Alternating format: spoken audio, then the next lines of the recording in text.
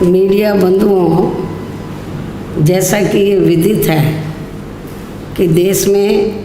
लोकसभा चुनाव होने का समय अब बहुत नज़दीक आ गया है,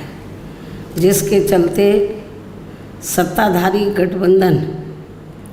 व विपक्षी गठबंधन की अर्थात एनडीए व परिवर्तित किए गए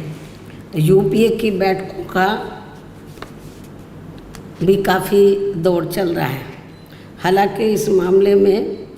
हमारी पार्टी भी कोई पीछे नहीं है, बल्कि इन चुनावों की तैयारी को लेकर पिछले कुछ समय से पूरे देश में पार्टी की छोटी छोटी बैठकें व बंद जगह पर कैडर कैंप आदि लेने का भी कार्य काफ़ी युद्ध स्तर पर चल रहा है। और इतना ही नहीं, बल्कि अब एक तरफ सत्ता पक्ष का एनडीए अपनी फिर से पूर्ण बहुमत की सरकार बनाने के लिए अपनी दलीलें दे रहा है, तो वहीं दूसरी तरफ विपक्षी गठबंधन यहाँ सत्ताधारी एनडीए गठबंधन को इस बार चुनाव में मात देने के लिए उनकी नीतियों व कार्यशैली आदि का काफ़ी विरोध कर रहा है, जिसमें बीएसपी भी कोई पीछे नहीं है। जबकि सत्ताधारी पार्टी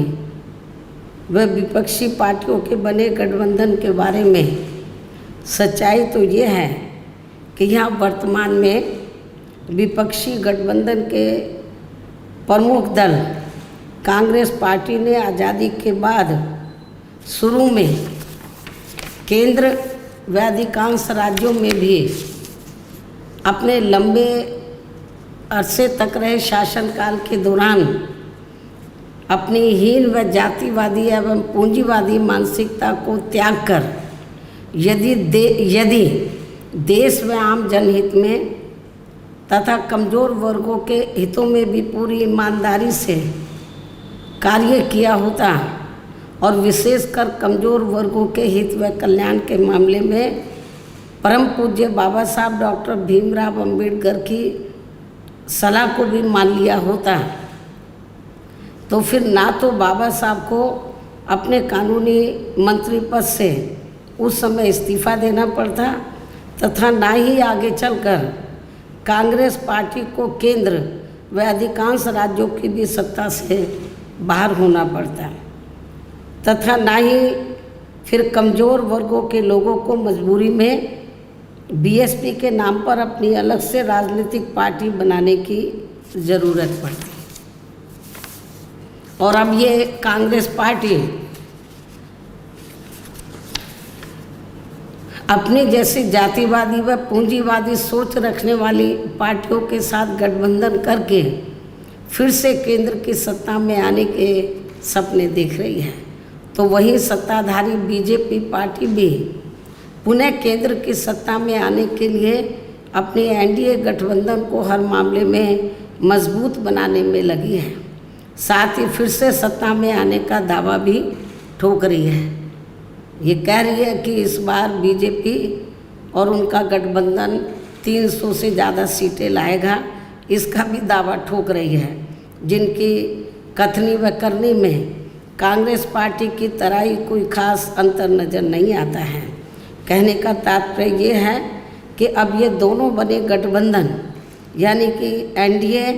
व परिवर्तित किए गए यूपीए केंद्र की सत्ता में आने के लिए अपने अपने दावे ठोक रहे हैं, जबकि जनता को किए गए इनके वायदे व आश्वासन आदि सत्ता में बने रहने के दौरान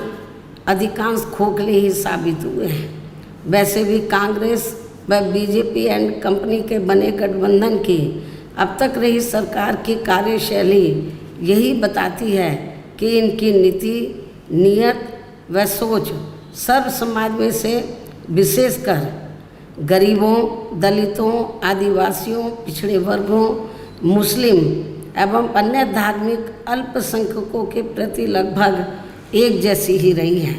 क्योंकि इन्होंने सत्ता में रहकर शुरू से इन वर्गों के मामले में अधिकांश कागजी खाना पूर्ति ही की है तथा ज़मीनी हकीकत में इनके लिए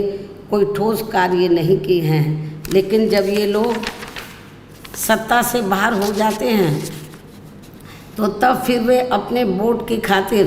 इनके हितों में काफ़ी लंबी चौड़ी बातें करते हैं। जैसे कांग्रेस पार्टी का गरीबी हटाओ का व बीजेपी का हर गरीब के खाते में 20 लाख रुपए पहुंचाने को लेकर कही गई ये बातें सत्ता में आने के बाद केवल हवाई व खोखली ही साबित होकर रह गई हैं, जिसकी खास वजह से ही बीएसपी ने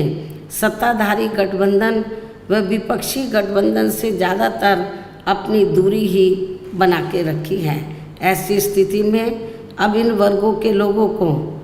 यानी कि कमज़ोर वर्गों के लोगों को आपसी भाईचारे के आधार पर वे अपना अकेले ही मजबूत गठबंधन बना के या हर मामले में अपनी एकमात्र हितैषी रही पार्टी बीएसपी को ही मजबूती देनी है तथा जिससे फिर यहाँ कोई भी गठबंधन केंद्र व राज्यों की भी सत्ता में पूरी मजबूती के साथ आसीन ना हो सके तथा इसके स्थान पर फिर इनकी मजबूत नहीं बल्कि मजबूर सरकार ही बनेगी। हमारी पार्टी का ये पूरा प्रयास होना चाहिए ताकि बीएसपी के सत्ता में ना आने की स्थिति में भी इन कमज़ोर वर्गों का यानी कि दबे कुचले लोगों का ये लोग ज़्यादा शोषण ना कर सके। इतना ही नहीं बल्कि ऐसी स्थिति में बीएसपी को भी सत्ता में आसीन होने का मौका मिल सकता है। और जब तक हम लोग अकेले अपने बलबूते पर खड़े नहीं हो पाते हैं, इसलिए इन सब बातों को ध्यान में रखकर अब बीएसपी को लोकसभा चुनाव में व इससे पहले राजस्थान, मध्य प्रदेश, छत्तीसगढ़ व तेलंगाना आदि राज्यों में होने वाले विधानसभा चुनाव में भी अकेले ही चुनाव लड़कर अपनी पार्टी का बेहतर रिजल्ट लाना होगा। लेकिन बीएसपी पंजाब, हरियाणा आदि इन राज्यों में वहाँ की रीजनल पार्टियों के साथ मिलकर जरूर चुनाव लड़ सकती है, बशर्ते अब वर्तमान में उनका एनडीए व परिवर्तित किए गए यूपीए से भी कोई संबंध नहीं होना चाहिए। इसके साथ ही पार्टी के लोगों को हर स्तर पर सत्ताधारी गठबंधन व विपक्षी गठबंधन के सभी साम दाम दंड भेद आदि हथकंडों से भी जरूर सावधान रहना है। इसके अलावा यहाँ मैं ये भी कहना चाहूँगी कि देश में लगातार बढ़ रही कमर तोड़ महंगाई, अति गरीबी व बेरोजगारी आदि की इन गंभीर समस्याओं के प्रति केंद्र के उत्तरदायित्व को लेकर कल से शुरू हो रहे संसद के मानसून सत्र में जवाबदेही का लोगों को काफ़ी बेसब्री से इंतज़ार है। किंतु मणिपुर में जारी चिंतनीय हालात, हिंसा व सुरक्षा ही अब नया मुद्दा बन गया है। किंतु इन समस्याओं के प्रति भाजपा का रवैया अब तक व्यापक जनहित का कम तथा अपने राजनीतिक स्वार्थ का ज़्यादा देखने को मिल रहा है, जिस कारण देश से जुड़े इन मामलों का जटिल बने रहना अति दुखद है। जबकि देश की प्रगति लोगों की उन्नति में ही निहित है, जिस पर पूरा ध्यान केंद्रित करने की भी सख्त ज़रूरत है। और अब लोकसभा चुनाव से पहले संसद में सरकार व विपक्ष का रवैया तकरार, आरोप प्रत्यारोप व जिम्मेदारी से भागने का नहीं बल्कि इन ज्वलंत जन समस्याओं को दूर करने संबंधी समाधान का होना चाहिए, क्योंकि इस समय समस्त गरीब एवं मेहनतकश जनता का जीवन काफ़ी दुखी व त्रस्त है, जिनकी सही से चिंता करना सभी का दायित्व भी बनता है। अंत में अब मैं अपनी बात यहीं समाप्त करती हूँ। धन्यवाद। जय भीम व जय भारत।